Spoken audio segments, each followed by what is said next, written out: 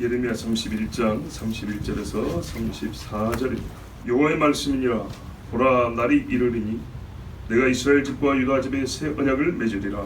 이 언약은 내가 그들의 조상들의 손을 잡고 애굽 땅에서 인도하여 내던 날에 맺은 것과 같지 아니할 것은 내가 그들의 남편이 되었으므로 그들이 내 언약을 깨뜨렸으므라. 여호와의 말씀이니라. 그러나 그날 후에 내가 이스라엘 집과 맺을 언약은 이러하니 곧 내가 나의 법을 그들의 속에 두며 그들의 마음에 기록하여 나는 그들의 하나님이 되고 그들은 내 백성이 될 것이라.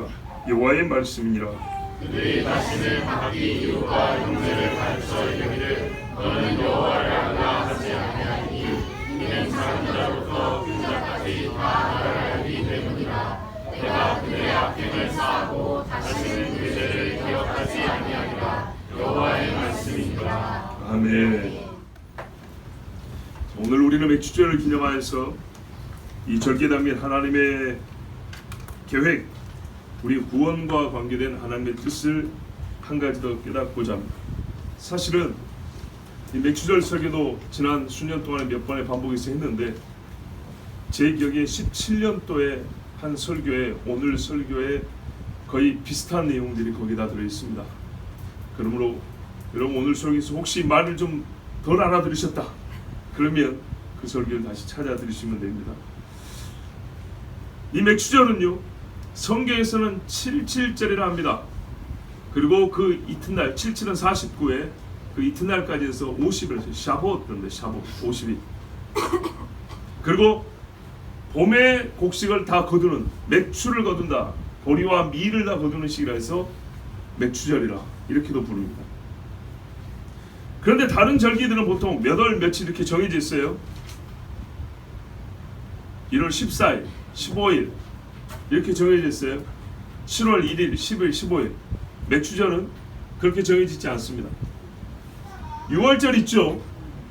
6월절 그 다음에요. 6월절 어떻게 해요? 예수님 죽으셨죠.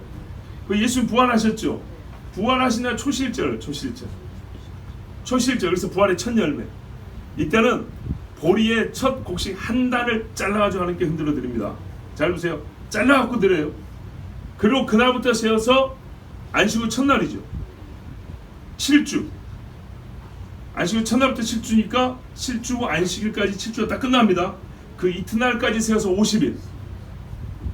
그날이 77절이라고 맥주절이라고 합니다. 그리고 50일이 지나서 한자로 오순이라고 합니다. 오순절이라고 합니다. 그때는 어떻게 하냐? 밀을 거둡니다. 밀을 거두는데 최고 좋은 밀 이삭을 첫 이삭을 자르다가 떡을 만듭니다. 떡을 만들어서 하나님께 바칩니다. 처음에 보리는 이삭 자체를 바치고 밀은 떡을 바칩니다.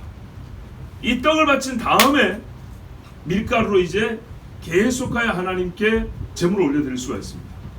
소제라 그래요. 다른 제물 바칠 때 가루를 뿌려요. 곡식가루 같이.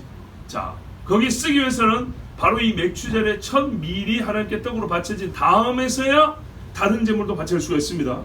자, 이게 우리가 알고 있는 맥주절의 가장 간단한 개요입니다. 레위기 23장에 보면 그때 하나님께 드려야 될 제물들이 잘 기록되어 있고 그 날이 언제인지 기록하고 있습니다. 열나흘날 6월절이고 안식이 지난 다음에 첫 초실절이고 세어서 7주 7주의 안식일 이튿날까지. 자, 레위기 23장 15절에 안식일 이튿날고 너희가 요제로 곡식단을 가져온 날부터 세어서 초시절 지킨 날부터 세어서 7 안식일의 수요를 채우고 7 안식일 이튿날까지 합하여 50일을 계수하여 새 소재를 여호와께 드리되 새 곡식가루를 드린다 이 말입니다. 이게 밀입니다. 밀. 10분의 2 에바로 만든 떡 2개를 가져와 흔들지니 이는 첫 요제로 여호와께 드리는 것이고 그 다음에 이제 많은 짐승으로서 번제물로 드리고 화목제로 드리고 속죄제로 드리고 상번제 외에 또 드릴 것이라 하고 자세히 기록되어 있습니다. 예전에 설교했었고 또 다 기억이 안 나기 때문에 다음에 맥주절 때 다시 한번 이 절차나 의식의 방법은 설교해 드리도록 하겠습니다. 오늘 주제는요, 이 왜 맥주절을 지켜야 하는가와 이 맥추절을 지켰을 때 아니죠. 이 맥추절이 절기니까 하나님의 약속의 날인데 하나님이 무엇을 약속했는가? 이 추수에다가 무슨 약속을 하나님이 담아두셨는가? 그것을 우리가 듣고자 합니다.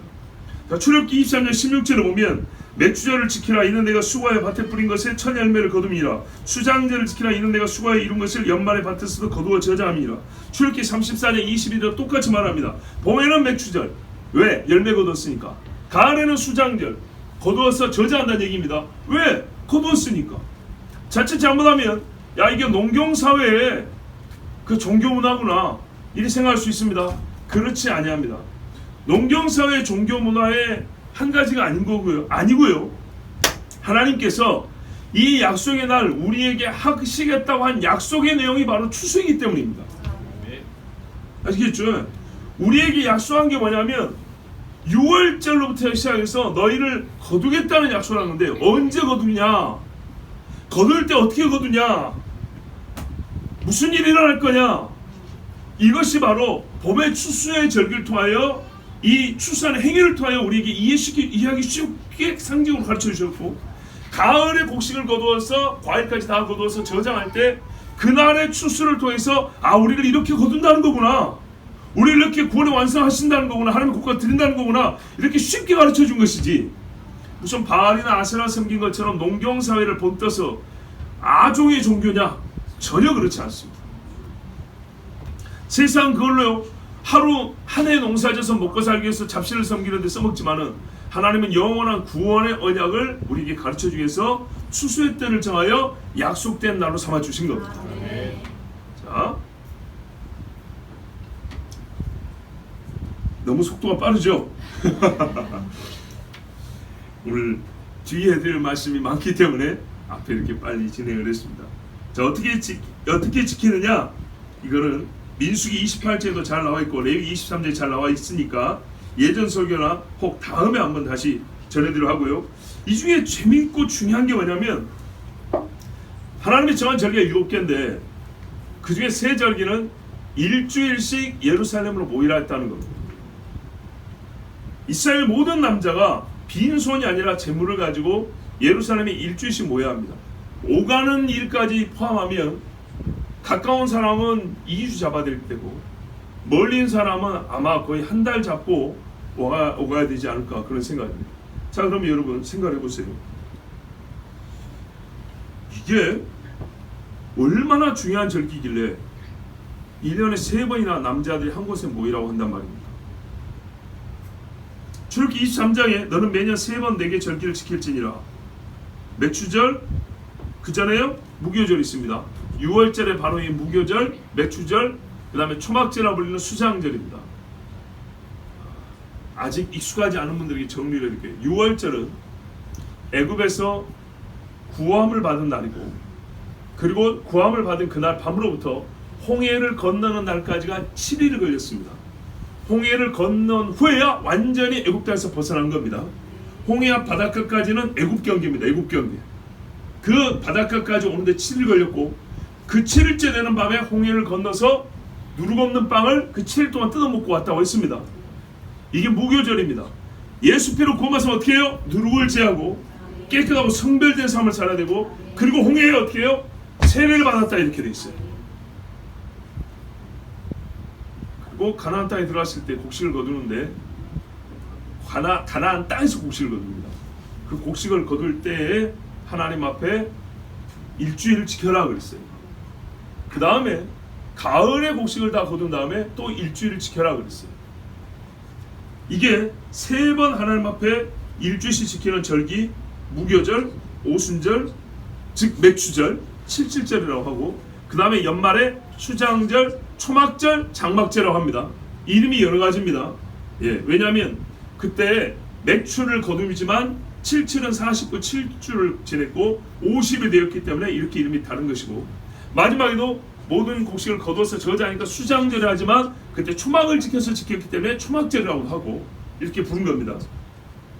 자, 그러면 이제 이 3번 하나님께 와서 지키는 절기에 대해서 한번 생각해 보면, 남자들이 1년에 3차례 자기들의 사는 지역을 떠나서 전부 다 한 곳 예루살렘으로 모인다 할 때에 만일 이스라엘 땅을 탐내는 자들이 있다면 이거 땅 뺏기 쉽겠습니까? 어렵겠습니까?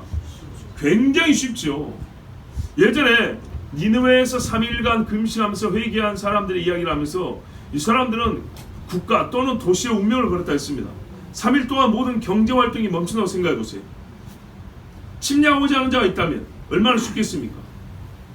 옛날에 욤키프르 전쟁이라고 속죄일의 전쟁인데 또 안식일의 전쟁을 일으킨 옛날에 중동 전쟁 있지 않습니까? 이스라엘과 그 중동 나라의 전쟁. 안식일 하루 쉬는 걸 노렸어요. 그 하루만 쉬어도 어떻게 됩니까? 적군 입장에서는 굉장히 이점을 갖게 되는 거거든요. 그런데 일주일 동안 이스라엘 남자들이 한 곳에 모여있다. 그러니까요, 각 지역은 남자들이 없는 겁니다. 비어있는 겁니다. 땅을 뺏기가 너무 쉽죠. 믿음이 없으면 모일 수가 없는 거예요. 또 모인 사람들 일망타진하기가 얼마나 좋습니까? 작전만 잘 세우면 모이는 길목에 아니면 모여있을 때 포위해가지고 싹 잡아버리면 되겠죠. 아니면 포위해서 묶어놓고 다른 군대는 지방으로 보내가지고 점령하면 뺏어가면 너무 쉽죠. 군사적으로 보면 말입니다. 이건 나라가 망하려고 작정을 하는 일이죠. 그러나 이 절기 지킬 때 전쟁 나서 망했다는 이야기 없습니다. 죄 때문에 망했지. 하나님이요 약속의 날 구원을 바라고 온 사람들의 그 길을 지키시고 나라를 지키시고 진짜 불벽이 되어서 성을 지켜주셨습니다. 자, 이스라엘은 믿음을 보였지만 하나님은 이 믿음을 요구한 이유 3번씩이나 하루도 아니고 수년 동안 계속 반복하여 정기적으로 인간적으로 너무 손해보는 거 맞고 비효율적 같고 적군에게 나라를 빼앗길 위험도 감수해야 되고 도대체 왜 이렇게 명하셨는가? 오늘 그 문제를 우리가 생각해 보려고 합니다. 정말 중요하긴 중요한데 그런데 여러분 답을 얻기를 원하지만 몇 주 전에 말씀 뭐냐면 곡식을 거두었으니 지키라 이렇게 되어 있다고요. 그러니까 하나님께 감사의 힘을 드리라는 얘기인데 감사로만 끝날 일인가요? 그걸 일주일씩이나 와서 아니죠. 지난 우리가 금요일 지난 언제였지? 주일이었던가 그 이야기 새벽이었군요. 새벽 주일 새벽에 다윗의 열쇠를 주리니 열면 닫을 자가 없고 닫으면 열 자가 없다는 그 말씀도 마태복음 16장의 말씀 사실 풀기 어려운데 18장하고 겸하여보고 이사야까지 보니까 정말 하나님 말씀이 풀어졌죠. 그런 것처럼 우리가 이 같이 세절기에 하나님의 모이라고 한 그 의미를 알고 싶지만 잘 안 보이면 그 중에 하나 잘 보이는 걸로 먼저 풀면 됩니다. 왜요? 똑같이 중요하기 때문에 3번 똑같이 일주일에 모이라 한 거거든요. 이해가 되시죠? 공이 같은 중함이라면 이해하기 쉬운 절기부터 시작하면 나머지 절기의 의미와 그 중함도 모이라 한 중함의 이유도 어렵지 않게 이해할 수 있습니다. 제일 우리가 잘 아는 절기가 뭡니까? 6월절과 연결된 무교절이죠. 그래요. 한마디로 6월절입니다. 6월절. 여러 말이 필요 없는 가장 앞서면 제일 중요한 절기가 6월절입니다. 첫 번째 절기입니다. 물론 안식일도 절기에 들어가고 월삭도 절기에 들어갑니다만 봄절기 중 첫 번째 6월절 출애굽한 날이고 사단의 속박에서 벗어난 날이고 죄와 사망에서 해방된 날입니다. 그 무엇으로 누구의 공로로 이렇게 됐냐? 하나님의 권능과 인자와 자비요 어린 양의 피로 그리고 그것을 우리가 믿음으로 말미암아 집 밖에 나가지 않냐고 피를 바름으로 문인방과 설주의 바름으로 구원을 받았죠. 어떻게 구원을 얻는가? 하나님이 하신 일과 그 일에 대한 믿음이 우리가 만세가 믿어야 될 진리로서 가르쳐진 날이 6월절입니다. 그렇다면요 오순절과 마지막 초막절도 이와 같은 맥락에서 이해하면 어렵지 않습니다. 우리가 기본적으로 모든 절기는 약속된 날, 약속된 시간이라는 의미를 갖는다 했습니다. 뭐가 약속됐냐? 우리 구원에 관해 약속된 날이라는 겁니다. 첫 번째로 우리 구원의 근거를 마련한 일이 있었습니다. 우리가 말하는 십자가의 예표와 같은 사건이 있었습니다. 근거를 마련했습니다. 근거를 마련했으면 그 다음에는요 그게 우리에게 주어져야죠. 주어지는 시간 그리고 그것을 우리가 받는 시간 이게 필요합니다. 자, 역사적으로 첫 오순절이 언제 있었습니까? 시내산이죠.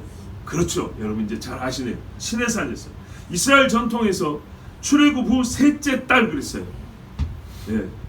첫째 달 14일 밤에 출애굽하고 이 셋째 달 어느 날에 모세가 시내산에서 하나님부터 언약의 말씀을 받았습니다. 이스라엘에게 선포한 날입니다. 그때 하늘에서 불이 내려와서 산을 살랐고 땅이 진동하고 큰 나팔 소리가 진동하였습니다. 그리고 피가 뿌려졌고 언약의 말씀이 낭독되고 기록되었습니다. 피가 사람이 뿌려지고 하나님 앞에서 언약의 피라 이렇게 외쳐졌습니다. 출애굽기 24장에 제가 옛날에 말씀 전했죠. 24장 3절부터 13절을 빠른 속도로 읽어드릴게요.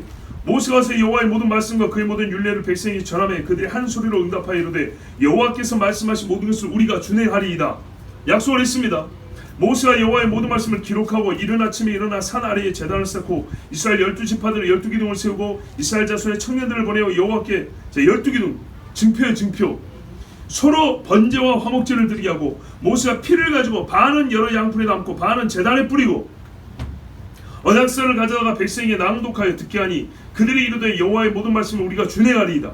모세가 그 피를 가지고 백성에게 뿌리며 이르되 자 번제당과 백성에게 양 당사자가 약속을 체결한 겁니다. 피로. 그래서 언약이 맺어서 언약이 필요한 겁니다. 이는 여호와께서 이 모든 말씀이 대하여 너희와 세우신 언약의 피니라. 모세와 아론과 나답과 아비와 이스라엘 장로 70인이 올라가서 이스라엘 하나님을 보니 원래 산에 올라가면 돌격하여 쳐 죽여버린다 그랬어요. 그런데 올라가게 된 권리가 그 자격이 어떻게 주어졌습니까? 언약을 맺어서 하나님과 화목하게 됐다는 겁니다. 그래서 그 경계를 풀고 올라오라 그래서 하나님의 보좌 앞에서 먹고 마셨다 이런 말씀이 있는 거죠. 이게 바로 화목해 있다. 화목제입니다.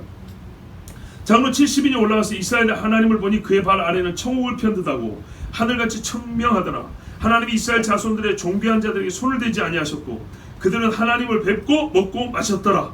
여호와께서 모세에게 이르시되 너는 산에 올라 내게로 와서 거기 있으라. 내가 그들을 가르치도록 내가 율법과 계명을 친히 기록한 돌판을 내게 주리라. 모세와 그의 부하 여호수아와 함께 일어나 모세가 하나님의 산으로 올라가며 자 그날 언약이 체결됐어요.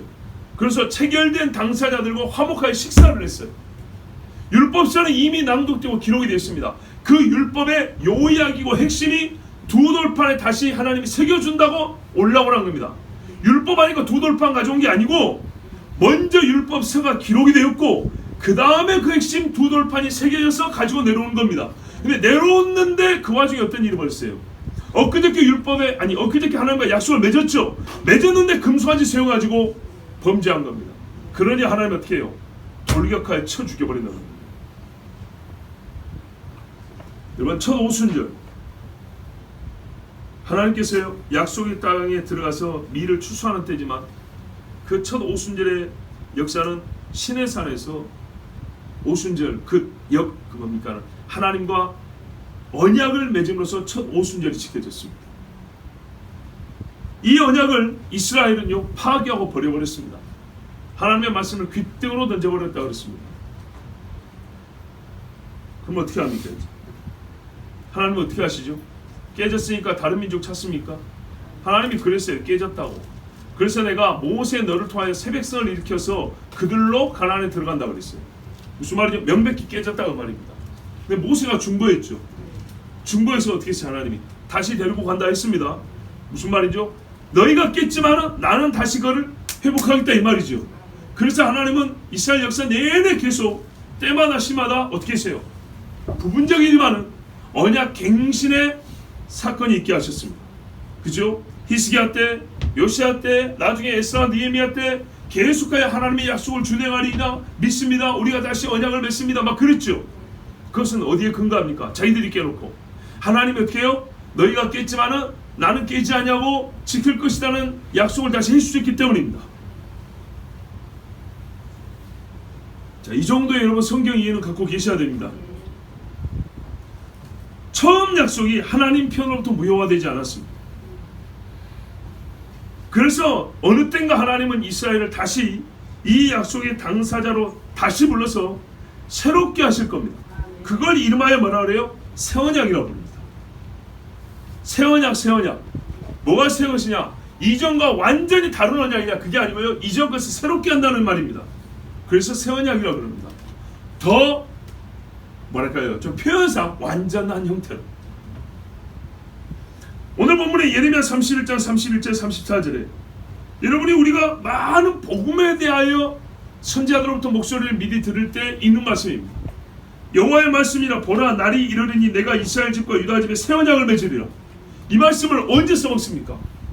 우리가 늘 복음을 얘기할 때 이것은요 하나님께서 이미 옛날에 선지자한테 약속한 건데요. 예레미야 보세요. 새 언약이 여기 나오지 않습니까? 우리가 그럴 때 인용하는 말씀입니다. 이 언약은 내가 그들의 조상들과 손을 잡고 애굽에서 인도하여 내는 날에 맺은 것과 같지 아니할 것은. 그러면 이전의 언약은 뭐라는 거죠? 시내산 언약이라는 얘기입니다. 그런데 이거는 같지 아니하답니다. 왜? 그 언약 그대로 하면 되는 거 아닙니까? 내용은 똑같습니다. 구원한다는 거. 내가 그들의 남편이 되었어도 그래 혼인 언약이었는데 그들이 내 언약을 깨뜨렸습니다. 여호와의 말씀이야. 그들이 깨버렸어. 그러나 그날 후에 내가 이스라엘 집과 맺을 언약은 이러하니 곧 내가 나의 법을 그들의 속에 두며 그들의 마음에 기록하여 나는 그들의 하나님이 되고 그들은 내 백성이 될 것이라. 여호와의 말씀이라. 아멘. 그러니까는 내용은 동일한데 예전에는 돌판에 새겨졌다면 이제는 마음에 새겨서 두 번 다시 깨뜨려지지 않게 하겠다는 겁니다. 같은 내용입니다. 그래서 이것이 이루어졌을 때 우리는 지금 이미 새 언약에 살고 있다고 하면서 예레미야 말씀의 성취라고 그렇게 말하고 있습니다. 그런데 문제는요, 이 새 언약이 언제 맺어졌죠? 이미 우리가 그 언약 안에 살고 있다고 말하죠. 언제 맺어진 겁니다? 개인적으로 말고 역사적으로. 자, 오늘 예레미야 말씀도 사실은 최종적으로 시작은 됐지만 완성은 주님이 다시 오실 때입니다. 왜냐하면 이어지는 말씀이 다시는 각기 이웃과 형제를 가리켜 여호와를 알라 하지 말을 안 한다 했어요. 할 필요가 없다고. 그들이 다 죄의 사함을 받고 죄를 기억하지 아니할 정도가 된다 했어요. 이스라엘의 국가적 민족적 회개가 있고 예수 그리스도를 알고 시인하는 날이 오면 이 말씀이 완전히 완성이 되는 거예요. 그러나 이 말씀이 완성은 되지 않았지만 이미 시작됐단 말이죠. 그래서 우리가 지금 이 말씀 그대로 새 언약 안에 살고 있다는 거예요. 그럼 이 새 언약이 언제 맺어졌는가? 잘 보세요. 새 언약이 주어진 것을 말하는 게 아니고 맺어진 걸 얘기하는 거예요. 6월절 피로 우리가 해방은 됐는데 이제 우리는 하나님의 백성을 살겠습니다라는 약속을 체결한 시내산이었다는 얘기죠. 그것처럼 언제 온 그 약속을 우리가 손을 잡고 맺었냐 그 말이죠. 여러분 첫 번째로 맞은 오순절 시내산에서 언약이 체결되었죠. 그렇습니다. 두 번째 오순절이라고 할 수 있는 사도행전 2장의 오순절에서 새 언약이 맺어진 겁니다. 예수님이 제자들이 이랬어요. 보라 휘어져 추수하게 되었도다. 보리나 밀이입니다. 밀이었던 것 같아요. 맥추절이 가까웠다는 얘기한 겁니다. 그래서 뭐라 했어요?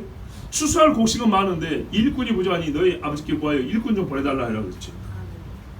사람들이 보기에는 아직 좀 남았는데요 그랬어요. 주님이 말씀하는 것은 뭐예요? 나의 십자가 죽음으로 말미암아 다시 새 언약이 체결돼서 이 구원받으러 거둘 배원들이 많다 그 말이잖아요. 그날이 얼마 안 남았었다는 얘기예요. 여러분 주후 30년쯤의 오순절 아침이었습니다. 이스라엘 역사에서 내려오는 이야기를 제가 여러분에게 오늘 다시 한번 들려드립니다. 수많은 이스라엘 남자들이 하나님께 제물을 드리려고 짐승 가지고 밀가루 가지고 기름 가지고 성전을 향해 발걸음을 제쳐가 있었습니다. 남자들의 무리가 수만 명이 이르렀습니다. 그때 땅에서는 제사장들이 부르는 나팔소리, 성가대 부르는 찬양소리, 성경을 낭독하는 오늘 우리 읽으면 하박국과 에스겔이 읽어졌습니다. 우리가 매초에 하면 룻기를 많이 읽는다고 하지만 룻기가 이제 보리 추수할 때이기 때문에 이게 읽는 건데 하박국과 에스겔을 읽는 이유는요 뭐냐면 하박국과 에스겔에 무슨 이야기 나옵니까? 불과 광선이 나옵니다. 불과 광선. 희한하게 이스라엘에서는 어떻게 이해되냐면 오순절의 날에는 하나님의 불이 내려온다고 말을 했습니다. 왜? 시내산에서 불이 떨어졌기 때문입니다. 하나님의 빛이 보호자의 빛이 비쳤기 때문에 하박국이 예언한 이 날이 언제 있을 것이냐, 에스겔이 본 그 하나님의 보호자의 환상은 우리가 언제 볼 것이냐 할 때 이거는 시내산에서 미리 봤지 않냐, 곧 언젠가 역사 중에 오순절에 볼 것이라고 믿었기 때문에 오순절 아침에 사실 성경 곳곳에서는요 레위인과 율법사들이 하박국을 읽으면서 제자들을 가르쳤고요 에스겔을 읽으면서 서로 하나님께 통성기도하고 있는 아침이었습니다. 기도 소리와 남자들의 찬송 소리와 말씀을 읽고 가르치는 소리가 왁자지껄해서 소리가 대단히 컸습니다. 거기다 찬양 소리까지. 어디서 누가 고함 지른다고 들리는 소리가 아닙니다. 120명이 어느 방에서 기도한다고 들리는 소리가 아니에요. 들려지지가 않아요. 그리고 길이 다릅니다. 여러분, 마가의 다락방은 예루살렘 남서쪽이 저기 한쪽에 있고요. 보통 사람들이 와서 남문에 여러분 그 계단 넓은 데 있었죠. 그리고 우르르 올라가는데 들리지도 않아요. 보이지도 않고. 어디서 길 가다가 이거 무슨 소리지 하고 그런 게 아니에요. 자, 막 이 엄청난 소리가 예루살렘 시온산을 가득 메우고 있었는데 갑자기 이 사람 내려온 이야기가 그래요. 하늘에서 폭풍 소리가 들렸대요.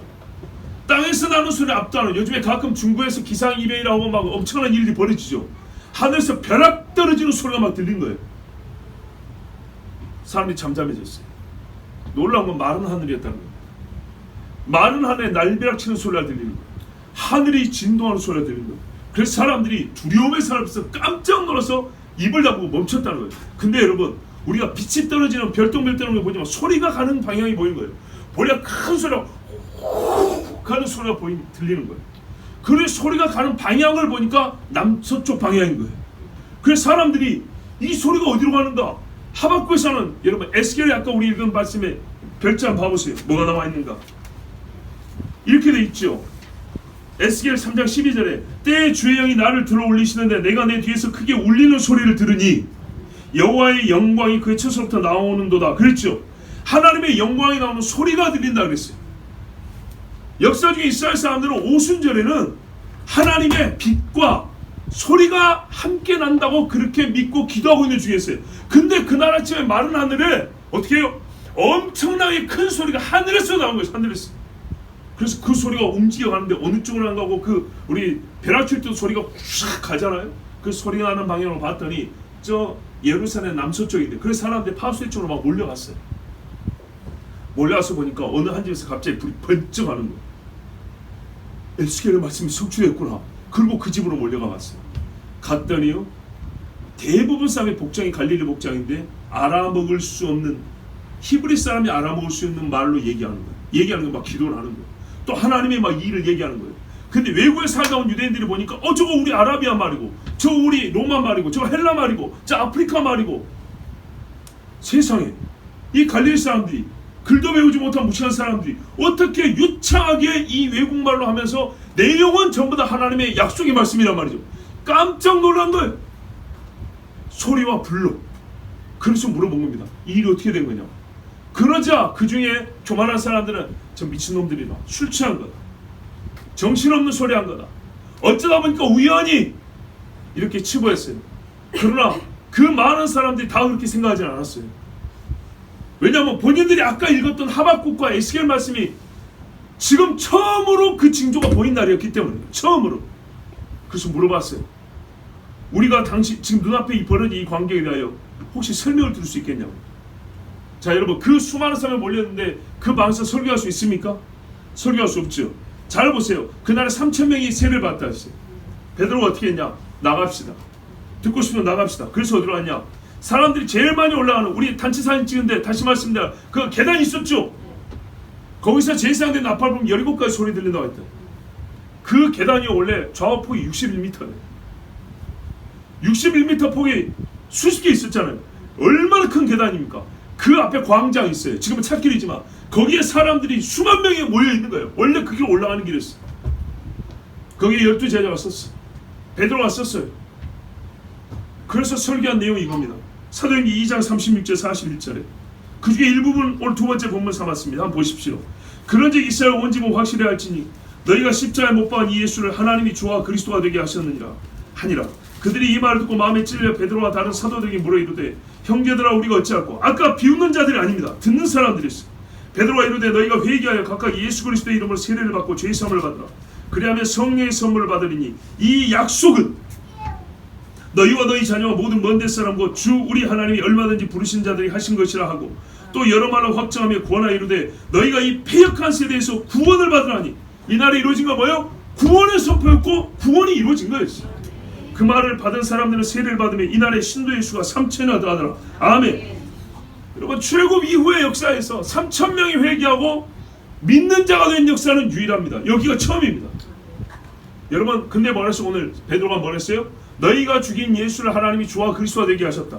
이를 다윗이 예언했고 너희 본문은 요엘이 예언한 대로 하박국도 에스겔도 이 여러 선지자가 예언한 바로 그 장면이라고 그랬어요.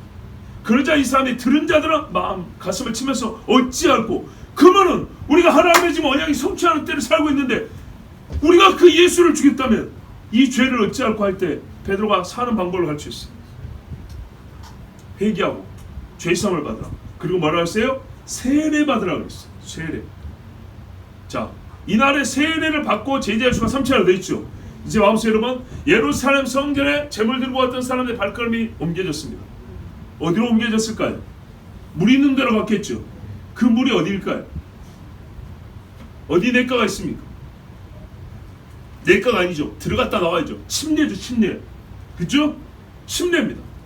어디 침례할 때가 있습니까? 병든 자를 고치는 것. 예전에도 천사가 내려와서 어떤 병인지 다 고쳤던 것.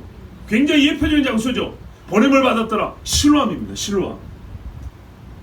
실로암에 가는 길에 여러분 3,000명이 줄을 서서 간다고 한번 생각해보세요. 그날 저기 있는 제사장들 완전히 머리가 그냥 돌아버릴 지경이죠. 그죠? 제사장들은 오늘 제사지는 하나님 앞에 전통적인 오순절을 지켜야 되는데 갑자기 남자 중에 그 수만 명의 남자 중에 3,000명이 뒤로 돌아갈까 해가지고 실로암으로 향해 줄을 서 있는 겁니다. 그리고 제자를 세울 때 물에 들어갔다 나왔다면서 그날 뭐가 됐어요? 예수쟁이가 되어버린 거예요. 자기들이 죽인 예수쟁이. 이 제사장과 바리새인들은 무서운 일이 벌어진 거예요. 뭐 때문에? 그날 불이 떨어졌기 때문에. 하늘 소리가 들렸기 때문에. 그런데 놀라운 거는 막지를 못했어요. 여러분, 제사장이 막으려고 하지 않았겠습니까? 그렇죠? 바리새인들이 막 소리 지르지 않았겠습니까? 그런 사람도 있긴 있었겠죠. 그러나 막을 수가 없었어요. 왜요?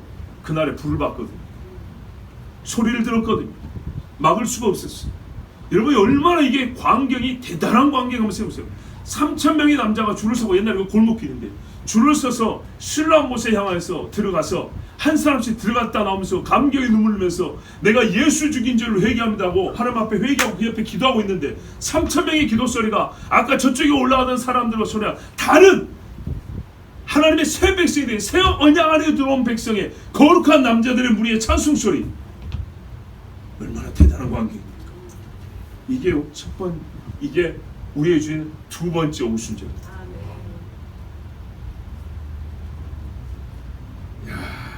여러분, 이사야서 이미 말씀했습니다. 뭐라 그랬냐? 이사야 50장 20절 21절에 여호와의 말씀이라 구속자가 시온에 임하며 야곱의 자손 가운데서 죄과를 떠나는 자에게 임하리라. 여호와께서 이르시되 내가 그들과 세운 나의 언약이라니 곧 내 위에 있는 나의 영광 내 입에도 나의 말이 이제부터 영원하도록 내 입에서와 내 후손의 입에서와 내 후손의 입에서 떠나지 아니하리라 하시니라. 여호와의 말씀이라. 아멘. 그래요 여러분, 2000년 전 오순절에 새 언약이 맺어진 겁니다. 그때로부터 소위 그리스도인들, 신자들이 일어나고요. 그 이후에 똑같이 그들과 함께 예수 믿고 세례받은 자를 뭐냐면 새 언약 백성이라고 불렀습니다. 그리고 먼데 있는 자들에 대해서 우리가 역시 그들하고 똑같은 말씀을 듣고 똑같이 세례를 받고 우리 역시도 접붙임 받은 새 언약 백성이라 스스로를 그렇게 칭하고 있습니다. 여러분, 간단하게 오늘 말씀을 전했습니다. 수장절, 초막절도 마찬가지입니다. 마지막 가을 추수를 끝냈습니다.